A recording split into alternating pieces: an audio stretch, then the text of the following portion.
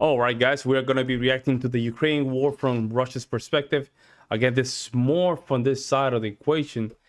I would love to know what's going on here more deeper, since I'm receiving a lot of information from the Western perspective. Let's jump in. This is Ukraine, the country that Russia invaded in February 2022. Russia launches a full-scale attack on Ukraine from multiple directions. Breaking news tonight, Russia Yo, that's Syrian, boys. You can just... Western media has been telling us that Russia's President Putin is a tyrant who has lost touch with the reality and gone mad. That is why he invaded Ukraine against all logic and morality.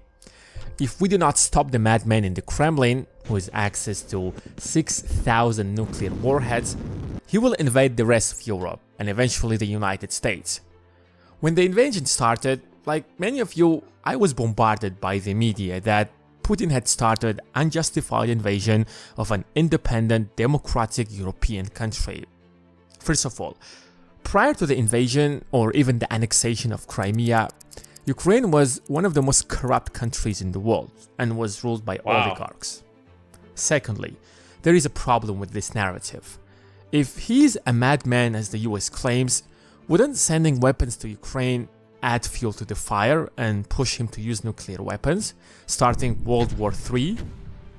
Well, according to Biden, Putin won't use the nukes. Now, do you see the conflicting narrative here?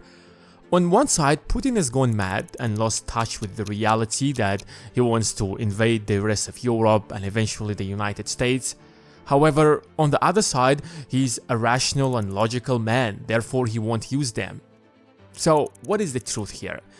Most of the weapons that the United States sent to Ukraine are the type of weapons that would only allow Ukraine to defend itself and not attack, such as manned portable defense system, Stinger or Javelin. So Ukraine won't be able to conquer back the territories that Russia annexed. The only weapon that made a real difference on the ground is the HIMARS, but the US sent only a handful of them and many of them are already maybe destroyed. The US could have ended the conflict by sending like over 100 HIMARS, a few hundred tanks, or trained Ukrainian pilots on to fly F-16s. But why is the US not sending enough weapons to Ukraine? Joe Biden wants you to believe that they want to help Ukraine, but at the same time not escalate the conflict. Then what is the point of arming Ukraine if it is going to end up losing the war at the end of the day? Wouldn't that just hurt Ukraine? The truth is that the United States does not want the conflict in Ukraine to end. The conflict in Ukraine hasn't started like in February 2022. It didn't even start in 2014 when Russia annexed Crimea. The US has been fueling the fire in Ukraine for the last 30 years. The United States and Russia has been meddling in Ukrainian elections, installing puppet regimes, and creating divisions among Ukrainians, and ultimately turning Ukraine into a proxy war between Russia and the US. So, here is what is really happening in Ukraine. Another major development of the day, another republic declaring its independence. This time, the vitally important Ukraine announced it would soon be leaving the Soviet Union. Wow. Old school. Old school 90s television. To understand what is happening in Ukraine, we have to go back to the 2004 presidential election. On one side, we have a guy who is a pro-Western, wants to take Ukraine to Europe, and is supported by the US and the EU. On the other side, we have Yanukovych, who is pro-Russian, wants to deepen economic ties with Russia, and is supported also by Russia. Ukraine is a deeply divided country. The East and the South voted for a pro-Russian candidate, while the West and the North elected a pro-Western candidate. And of course that makes sense, right? Because of the regions where they are located. That makes sense. See how divided Ukraine is? Half of the country wants to be closer to Russia, while the other half wants to join the EU. Remember this map, because we will need it later. Anyways, in the final stage of the election, the pro-Russian candidate was declared the winner. Now, what is the big deal here? That's how elections work. Well, here is where the root cause of the Russo-Ukrainian war that we're witnessing today began. The United States and the European Union did not recognize the results of the election, calling it fraudulent and corrupt. EU countries withdrew their ambassadors from Ukraine to show Kiev that they don't recognize the results of the election. Of course. That's basically what Trump did when he lost the election. But they criticized him for not admitting a defeat. I guess it only works when they win, but when they lose, then the elections are rigged. In any case, the EU threatened to cut... No, but he made that comment, but he doesn't know what the hell's going on behind it. No. 2020 was one of those years, man, that I'm telling you that it's not... A lot of people got arrested already because of that. A lot of people got arrested for the 2020. A lot of people. So, yeah, he... And if you understand the American politics, Trump only lost for like what? It was like a 50,000 people, 50,000 votes. So, all ties with Ukraine if Ukraine didn't revise the election results. Hillary Clinton and John McCain went as far as nominating the pro-Western candidate Yushchenko for the Nobel Peace Prize. Now, with the help of the US and the EU, hundreds of thousands of people of the pro-Western supporters came to the streets demanding to revise the election. Believe it or not, they got what they asked. The election was revised and the pro-Western candidate was declared the winner. With most votes counted, the Western-leaning economist leads by an insurmountable 9 percentage points. He thanked the hundreds of thousands who had taken to the streets to demand democratic change. Now, here's what matters. What Yanukovych, who is the pro-Russian candidate, was backed by at least half of the country. He could have asked Russia to back him militarily and start a civil war in Ukraine, but he decided to give up his victory to avoid bloodshed. Wow. I didn't want mothers to lose their children and wives their husbands. I didn't want dead bodies from Kiev to flow down the Dnipro. I didn't want to assume power through bloodshed. Whether the elections was rigged or not, that's a different question. But we have to understand that Ukraine was one of the most corrupt countries in the world. Wow. And here is a spoiler. Both candidates turned out to be corrupt. There we go. There we go. So, anyways, my God. Let's get back to Yushchenko. Now, he's now the president. The Ukrainian people have high hopes for the pro-Western candidate to finally take Ukraine to the European Union. That is the dream that the Western Ukraine had since the collapse of the Soviet Union. It was the perfect opportunity to join the EU. Now, Ukraine was not at war with Russia. Crimea is still part of Ukraine. Ukraine has a pro-Western president that is ready to sign literally anything to join the EU. However, joining the EU turned out to be much more difficult than promising to do so. The EU made demands that would take Ukraine decades to meet. wow. In 6 years of his presidency, the EU didn't give him a deal to sign, at least partially to integrate Ukraine to Europe. But now when Ukraine is at war with Russia, when the Ukrainian economy is destroyed, when its infrastructure is demolished, when its cities are decimated, the EU is like, we're ready to make you part of Europe, as long as you keep fighting Russia. And that's the problem right there. It's not gonna happen. They're not gonna make Ukraine part of Europe. That's not gonna happen. At this point, that's not gonna happen. And they know it, but they like to play on the cameras, right? They like to play for the outside, for the world. Because if Ukraine becomes part of Europe and they're having a proxy war right here, that means that if Russia's going against European Union, that means that you're going against European Union state. It's just a war against the European Union. It's crazy. Look, we signed a paper that will make it easy for you to join the EU when the war is over. Just don't be distracted. Just keep fighting Russia. I'm not accusing the EU of anything, but it just doesn't look right. Yeah. Anyways, let's get back to Yushchenko. With no real progress made by the pro-Western president and the fact that he was involved in multiple corruptional scandals, people got frustrated and tired. So in the next election, they elected a pro-Russian candidate, the same old guy, Yanukovych, whose victory was stolen in 2004. Even some of the western part of Ukraine voted for the pro-Russian candidate. That's interesting. When Yanukovych came to power, who is from the eastern Ukraine and ethnically Russian, the EU is like, here is a deal to sign to integrate Ukraine to the European Union. We didn't offer it to our guy who is pro-Western in his 6 years of presidency. Wow. But we know that you won't sign it, especially since we stole your victory in 2004. So here is the deal. That's just so pathetic. However, he made it clear to the West that Ukraine won't join NATO, since Ukraine is deeply interconnected with Russia, and joining NATO will provoke Russia. Yeah. He wanted to balance between Russia and the West while economically integrating Ukraine into the European Union, like Finland.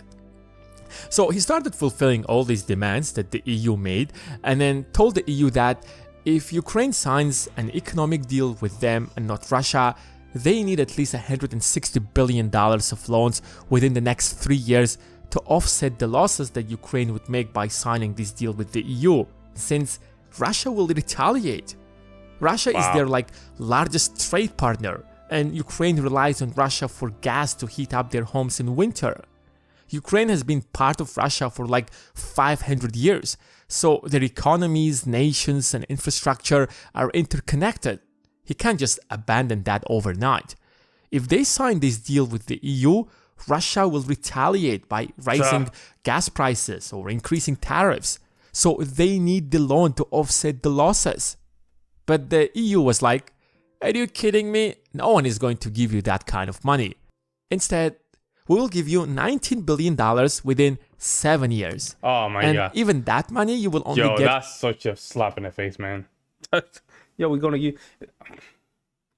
I just don't understand European politics, guys. I just don't understand it. Americans, we just do politics so differently that when I see a European politics, I don't know. I don't even know where to go. I just simply don't know where to go because stuff like this. If you free up the former prime minister we supported in the last election, Tymoshenko, it doesn't matter that she was involved in corruptional scandals. She's our guy. So if you don't free her up, we won't sign the deal with you. But Tymoshenko was like, please, European Union, I'm ready to stay here in jail as long as you sign this deal with Ukraine. Forget about me, please. But the EU was like, nope. This freaks out Yanukovych. He realizes that he has met most of their demands. However, the European Union keeps making new demands and aren't ready to help Ukraine to offset the losses that Ukraine will have from signing this deal. In his view, EU were not serious. They were just trying to get the best out of Ukraine, and they were just treating Ukraine as a second class. So instead, he signs a deal with Russia, where Russia will loan Ukraine $15 billion and reduce the gas price by a third. This is not the best deal for Ukraine, but Ukraine's economy is already interconnected with Russia. And this is when the action starts. Oh, this is where the action Protest starts. erupts on the streets of Kiev. US officials march with protesters demanding Yanukovych to resign. Now, can you imagine for a moment that Russian ambassador marching with Trump supporters in the storm of Capitol? Good point. Anyways. Good point. And somehow, American politicians, they think this is okay. Protesters clashed with the police and it became violent. Protesters didn't leave the streets until they overthrew Yanukovych and took over the government. Now, this guy's election was once stolen and now he's ousted from the office and had to flee the country. Did the US orchestrate the coup in Ukraine? Here is the conversation between Victoria Nuland, assistant to the US Secretary of the State, and the US Ambassador to Ukraine, Jeffrey Pyatt. Good. So I don't think Cleach should go into the government. I don't think it's necessary. I don't think it's a good idea. Yeah, I mean, I guess you think, what in terms of him not going into the government, just let him sort of stay out and do his political homework and stuff. I'm just thinking in terms of sort of the process moving ahead, we want to keep the moderate Democrats together. The problem is going to be Tony Book and his guys. And, you know, I'm sure that's part of what Yanukovych is calculating on all of this. I think Yats is the guy who's got the economic experience, the governing experience. He's the guy, what he needs is Klitsch and Tony Book on the outside. He needs to be talking to them 4 times a week. I just think Klitsch going in, he's going to be at that level working for Yatsenyuk. It's just not going to work. That's exactly what happened. Yatsenyuk became the prime minister, Klitschko became the mayor of Kiev, and Tyagny-Bok didn't make it to the government. It is difficult to say to what extent the US interfered in removing Yanukovych from office, but the fact that the US has a long history of overthrowing governments that they don't like, and the fact that US officials formed a new government says a lot about US interference in the Ukraine. Yeah, that's true. And here's the best part. Ukraine is ruled by oligarchs. And one of those oligarchs is Nikolai Zlochevsky, the founder of Burisma, a natural gas producer.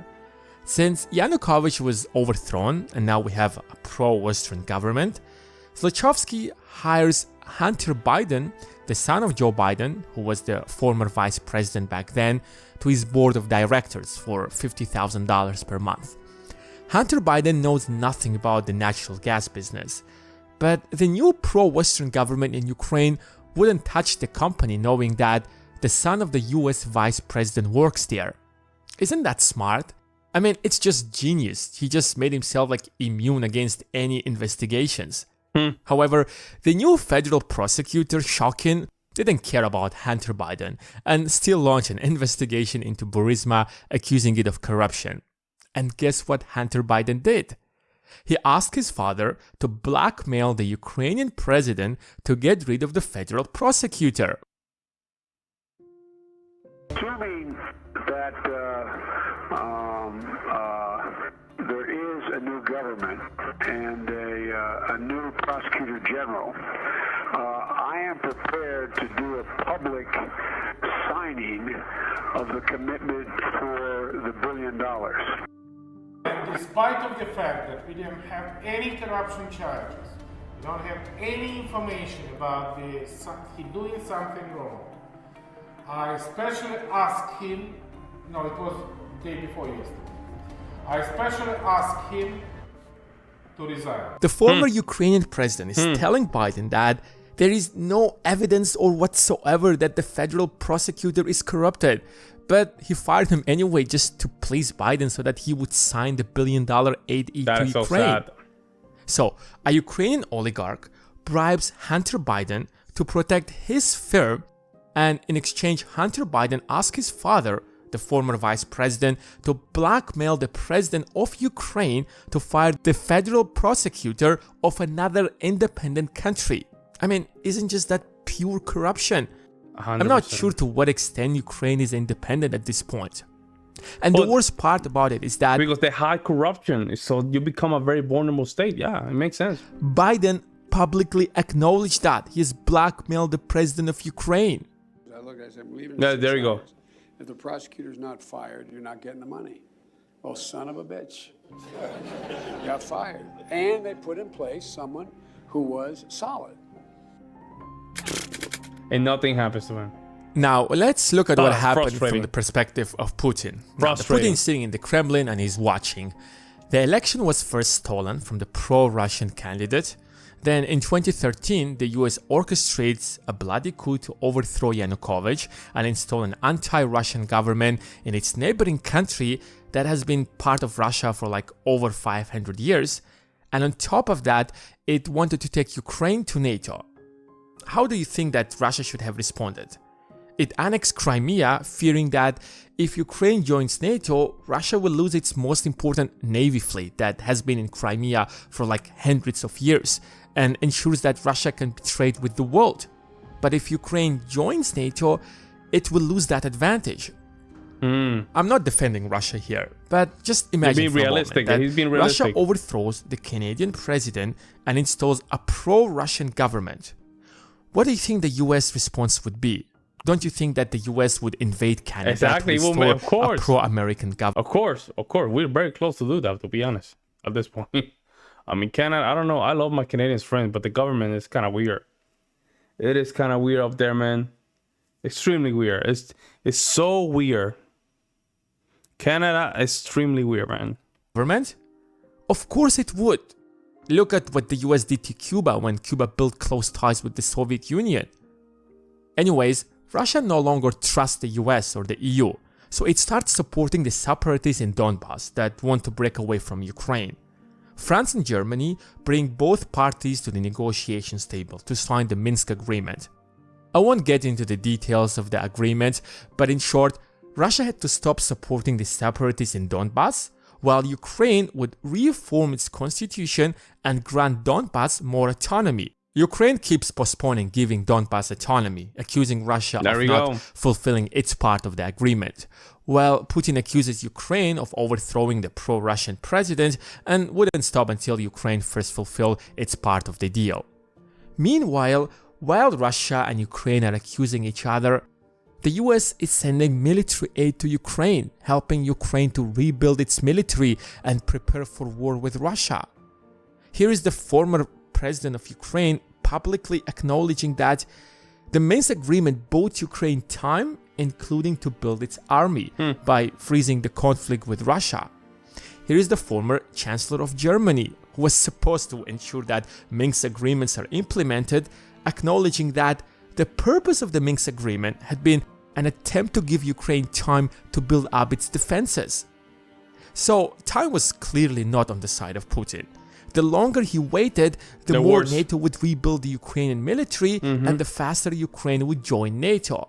And if Ukraine joins NATO, Ukraine will be a US puppet state forever, since any attack on a NATO member shall be considered an attack against them all. Let's recap everything. A pro-Russian candidate wins the presidential election, but the US and the EU intervene to revise the election results and install a pro-Western president. Within 6 years of the pro-Western president, the EU doesn't offer a deal for Ukraine to be integrated to the EU. So, in the next election, when the pro-Russian president wins the election, the EU offers a bad deal to sign that he refuses to do so. Then the US orchestrates a coup and removes him from office and installs a pro-Western government that wants to take Ukraine to NATO and starts rebuilding Ukrainian military. It looks bad, Then in guys. 2019, Zelensky makes it clear that Ukraine will definitely join NATO. So Russia invades Ukraine to prevent that from happening. Does that mean that Putin is the good guy here? No, absolutely no. Yeah, everyone is just corrupt and everyone is... Yeah, you cannot see this like who's the god. You cannot see the situation as who's good, who's bad. I don't think this is the correct approach. You have to see this from the bigger picture. That's it. Ukraine is in a position of a more like a buffer state. It's right in the middle of the conflict. That's it. It's just working for their own interest. However, the Western media wants you to believe that Putin has gone mad and lost touch with the reality and started unjustified war against a democratic European country, and we are helping Ukraine to fight for their freedom because we care about Ukrainians. It's just one big lie. If the West truly wanted to help Ukraine, they could have agreed to grant Ukraine the $160 billion loan over 3 years to offset the losses Ukraine would make by signing an economic deal with the European Union, or offer Ukraine an economic deal when it was not at war with Russia and had a pro-Western president. No. We don't do that kind of a deal. But giving Ukraine $76 billion in military aid in a single year to fight Russia? Yes. That's the kind of deal we would make. And guess where the $76 billion went to? They never left the US. The United States sends its outdated weapons to Ukraine and gave that money to the US military industrial complex like Lockheed Martin, Boeing or Raytheon to refill its inventory with new weapons. So if Ukraine wins this war, it will have to borrow massive loans from US to pay US companies to rebuild its infrastructure, roads, schools, bridges, and everything else. It will take Ukraine like decades to repay its debts to US. And US corporations will have a new market to explore. While if it loses the war, then the money never left the US in the first place.